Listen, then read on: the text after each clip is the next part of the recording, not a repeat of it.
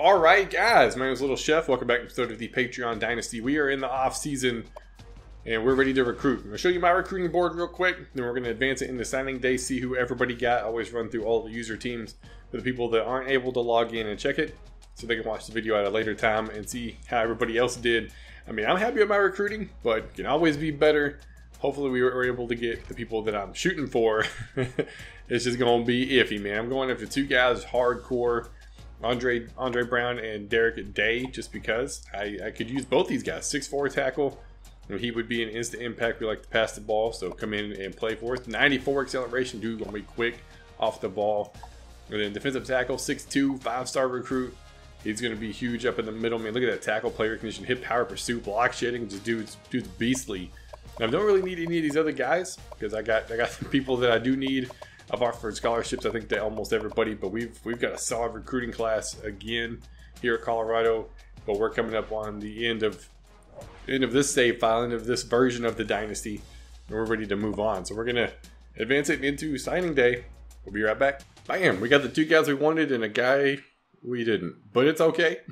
We'll cut them in a little bit. It's just about what we do around here.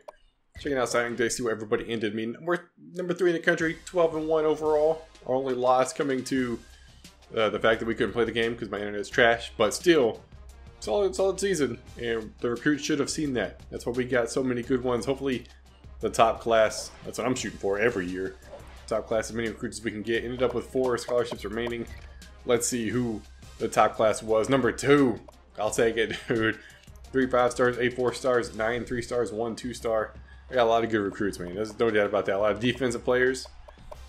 I mean, they're only going to get a play for 1 year, but still, it's going to be a nice little fit. Missouri comes in at number 4. A couple of defense as well. Athlete, let's go, Lord. Sheesh. Definitely improved secondary. A little bit of the offense. Arizona coming in at number 7. He went athlete, defensive heavy as well. Middle linebacker and lineman, dude. Defensive front 7 for dang sure. Improved it. UCF comes in at 19. He also went defense. I mean, defensive end, defensive tackle, and corner. About pretty much all I saw in that whole thing. So once again, another defensive recruiting class. UNLV comes in at number 72. He had a pretty decent class. A lot of offensive help. A couple of offensive linemen, and then wide receivers and other key positions on the offensive front. Tight end, quarterback, receiver, just kind of all across the board. Baylor, which is now top mass. He ended up jumping ship to Baylor, so we're gonna see what he could do over in the Big 12. I mean, it was the last season. Typically, we were locked at 3 years, but we're all right because it's the last season with this version. Then we're gonna reset it. So I was like, "Yo, if you want to swap, go for it, man." San Jose State comes in with a couple of good defense. He was a pretty good mix, man. A lot of wide receivers and a couple of other key positions like halfback, quarterback, and a lot of defense. And then Arizona State, that was UL Monroe, jumped to be the offensive coordinator of Arizona State. So we got 3 people in the Pac-12 South. Like, yo, dude, that's gonna be a rough conference, man. There's no doubt about that. You got a couple offensive linemen. Computer got a lot of hits. Same thing with Baylor. And I think that might be everybody. I'm not 100%. I'm fairly positive though. Guess we'll double check just to make sure. UConn, my bad, UConn, my bad guy. Might be. He went with safeties. There you go. He likes his safeties. Safeties and offensive line is the majority of what I see. So we got some solid recruits as well. But another recruiting session in the books. We're going to hit to position changes here in a little bit. Then we'll look at training results. We'll record that for everybody who's not able to log in and see it. Then after that, we're into preseason, man. Another year ready to roll. But we'll be right back. All right, we are officially in training results now. Once again, I record this for the guys that can't log in and check it themselves. So we're going to take a peek and see where everybody's sitting. Arizona looks pretty good, man. Was that 6 people in the 90s? 6 people in the 90s. And we get to play them this year. It was should have been a good game last year. Sadly, we weren't able to get it in. But maybe this year we have a chance. As long as I can get the games done at a certain time frame, I should be okay, hopefully. But you never know. And then I hit B for some reason.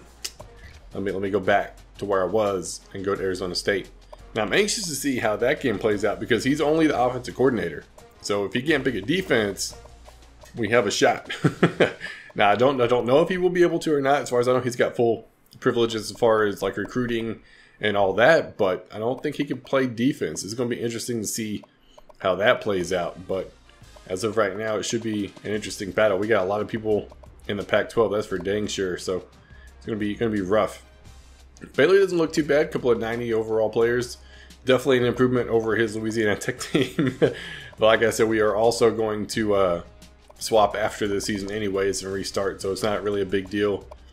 Who's who? Like I said previously, typically you have to stay at your team for 3 years and you can swap. But we're not doing that anymore.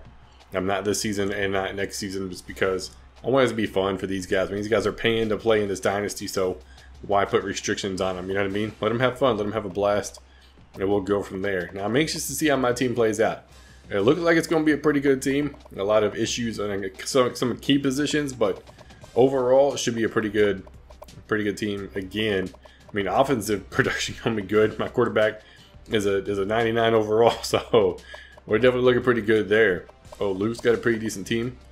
He's definitely going to be putting some numbers up. We actually have another guy joining after this. I'm going to send him the invite so they get done recording.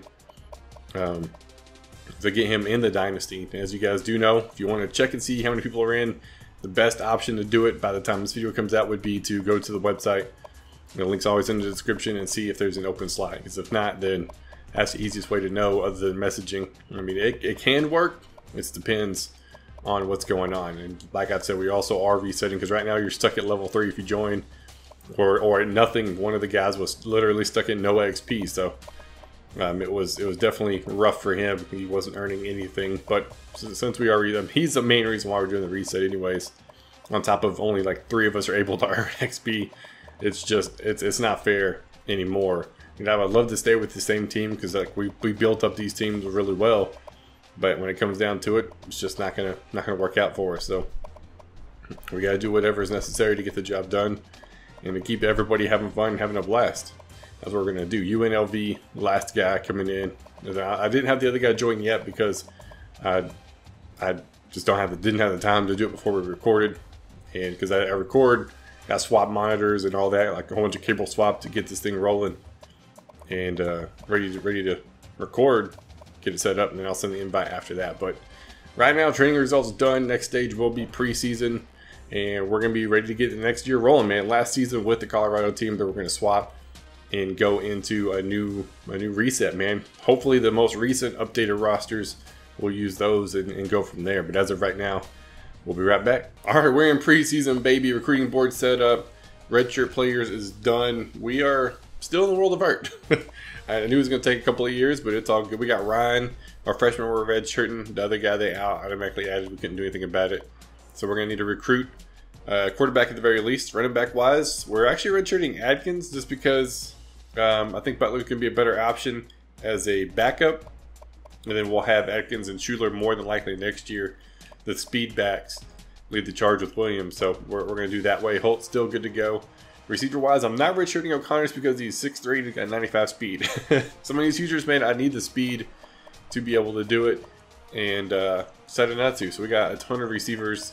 And we're just going to redshirt whoever we can, man. Tight end wise, we're good. Offensive lines, where we're hurting 80, 81, 87, 79. I went ahead and redshirted the sophomore. I'm going to start the junior.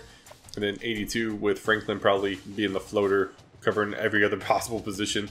Senior starting on the ends as well as in the middle. I mean, I got a lot of young talent coming up, but as of right now, the older upperclassmen are getting the charge. I mean, I got a freshman that's going to start next year as a redshirt freshman, man. No doubt about it. I think I'm going to move him over Green just because I don't know if Green's going to be good enough, but we'll see. Outside linebacker's looking good. I went ahead and left Silva there because Merrick and Archie, I'm pretty sure they were safeties. Both of these guys were safeties first, and I moved them to the corners. And now they're seniors. My best corners by like 8 points, man. Like way different. So I got everybody that I can playing. Safety-wise, White leading the charge at the free safety position. And then Strong, we got more. I didn't redshirt him because he's a senior. And let him play out because I don't want to have 2 seniors next year. There's no point. And we're just going to go that way. Kicking wise, kicker, punter, we're good. So solid team. We'll look at the depth chart and stuff like that next episode because I'm pretty sure I gave everybody bye weeks week 1. I like doing that. I started doing that for the Patreon and the subscriber dynasties because just get it out of the way, man. Everybody's set, bam. Everybody's getting a bye week 1, so maybe we can get through it quickly and advance it early. You never know. But I like to do it all as soon as possible just in case. And it works out pretty good. So I have LSU as a requested game, San Jose State also a requested game, plus Arizona and Arizona State in my conference. So I got 4 user games. Almost everybody has 4. Some people have 3, some people have 2. No, almost everybody has 3. Yeah. UConn has Baylor and Missouri with UCF in conference, so he's got a pretty rough schedule. I tried to. It worked out to where week 6 was also open for a lot of people, man. LSU's got myself and Arizona. Doesn't get to play Missouri, but maybe for the conference title, we'll see. Missouri's got UNLV and UCF, and then UConn, and nobody in conference. San Jose State's got myself, UNLV, and then Arizona State. UCF has the Italian, Missouri, and then UConn. Like some of these games I couldn't do anything about. Others I gave as many games as possible. Missouri for UNLV, Baylor, and then San Jose State in conference. So other than that, man, Arizona looking pretty good. Arizona State, like he's got like a rough end of his schedule, man. Back-to-back users week 13 and week 14.